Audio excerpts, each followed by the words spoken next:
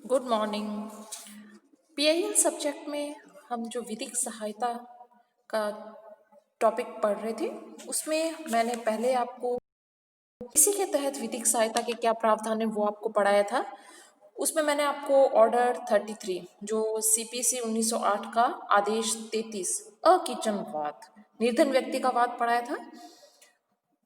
साथ में क्वेश्चंस आप लोगों के इस तरह से भी आते हैं कि भारतीय दंड संहिता में विधिक सहायता के प्रावधान बताइए और अपने संविधान में विधिक सहायता के क्या प्रावधान है उनको बताइए।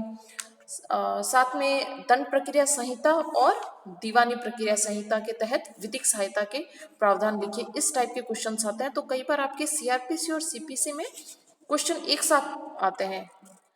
तो आज हम दंड प्रक्रिया संहिता के तहत विधिक सहायता के क्या प्रावधान है उसको हम पढ़ते हैं। सीआरपीसी की सेक्शन जो 303 है वह कहती है कि जिस व्यक्ति के विरुद्ध कार्यवाही संस्थित की गई है अथवा की गई है उसका प्रतिरक्षा करने का अधिकार जो व्यक्ति दंड न्यायालय के समक्ष अपराध के लिए अभियुक्त है या जिसके विरुद्ध इस संहिता के अधीन कार्रवाई संस्थित की गई है उसका यह अधिकार होगा कि उसकी पसंद के प्लीडर द्वारा उसकी प्रतिरक्षा की जाए।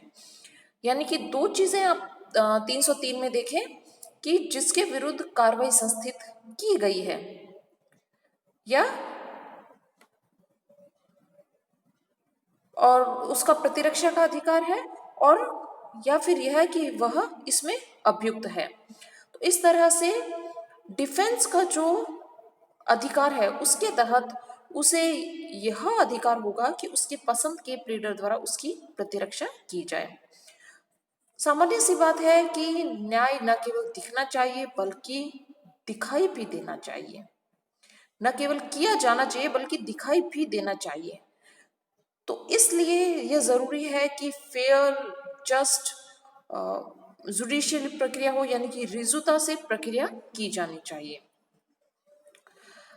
तो दंड प्रक्रिया संहिता की जो सेक्शन 303 है यह कहती है कि अभियुक्त को जिस समय कार्रवाई वास्तव में चल रही हो, यानी कि ध्यान दे वास्तव में उस वक्त कार्रवाई चल रही हो, उस समय न केवल एक एडवोकेट द्वारा अपना डिफेंस करने की स्वतंत्रता होगी बल्कि उसमें यह भी इम्प्लाइड होगा कि जब वह डिफेंस कर रहा है उसे अपनी डिफेंस के उद्देश्य के लिए विधिक सलाहकार से वार्तालाप का अवसर भी मिलना चाहिए।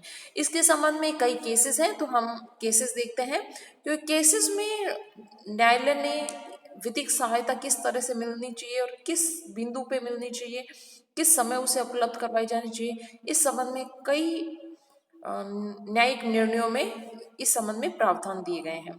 तो तारा सिंह वर्सेस स्टेट के मामले में हम देखते हैं इसमें न्यायालय ने कहा कि 303 को सीधे तरीके से अध्ययन करने पर ज्ञात होता है कि यह धारा राज्य या न्यायालय द्वारा अभियुक्त को एडवोकेट प्रदान करने का अधिकार प्रदान नहीं करती है।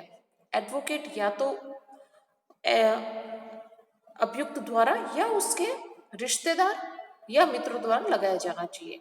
मजिस्ट्रेट पर सिर्फ यह ड्यूटी है कि वे उसको आवश्यक अवसर प्रदान करें।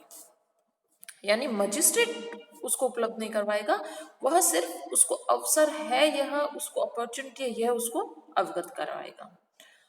एक इम्पॉर्टेंट बात है इसमें मधु लिमिये वर्सेस डिविजनल मजिस्ट्रेट का मामला। इसमें न्यायालय ने कहा कि किसी अपराध के लिए अभियोजित कोई व्यक्ति या कोई ऐसा व्यक्ति जिसके विरुद्ध इस संहिता के अधीन कार्रवाई संस्थित की गई है अपनी पसंद के एडवोकेट द्वारा अपनी डिफेंस कर सकता है। तो अभियुक्त द्वारा अपनी पसंद का एडवोकेट करने का अधिकार मौलिक अधिकार है जो कि आर्टिकल 22(1) में उसे दिया गया है। सौम्या हनुमंते का केस में न्यायालय ने कहा कि अभियुक्त का जो प्रतिरक्षा का अधिकार है वह संवैधानिक अधिकार है, कॉन्स्टिट्यूशन ने यह अधिकार उसे दिया है। इसलिए समुचित प्रतिरक्षा के अभाव में अगर उसकी दोष सिद्धि की जाती है तो वह पूरी तरह से अवैध होगी। एक और मामला देखते हैं, तहसीलदार वर्सेस स्टेट ऑफ एमपी का मामला। इसमें न्यायालय द्वारा कहा गया कि जो सेक्शन 303 है सीआरपीसी की उसकी संवैधानिकता पर विचार किया गया था।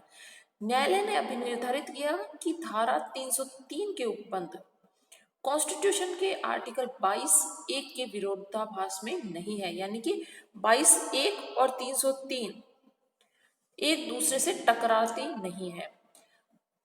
इसलिए न्यायालय ने कहा कि अभियुक्त को उसकी प्रतिरक्षा करने के लिए अधिवक्ता का चयन करने का अधिकार होगा, लेकिन 303 का जो इंटरप्रिटेशन है इस रूप में नहीं किया जाना चाहिए कि एक्यूज्ड को उस दिशा में भी चयन करने की अनुमति देने के लिए किसी विधिक आबद्धता के अधीन रखा जाए, जबकि एक्यूज्ड स्वयं एडवोकेट को नियुक्त करने में असमर्थ हो, तब न्यायालय एडवोकेट उपलब्ध कराए जाने की अपेक्षा न्यायालय से की जा सकती है। अब नेक्स्ट वीडियो में हम आपको सेक्शन 304 करवाएंगे, जो सीआरपीसी के सेक्शन 304 वो भी इम्पोर्टेंट है, उसके संबंध में केस लॉस पढ़ेंगे।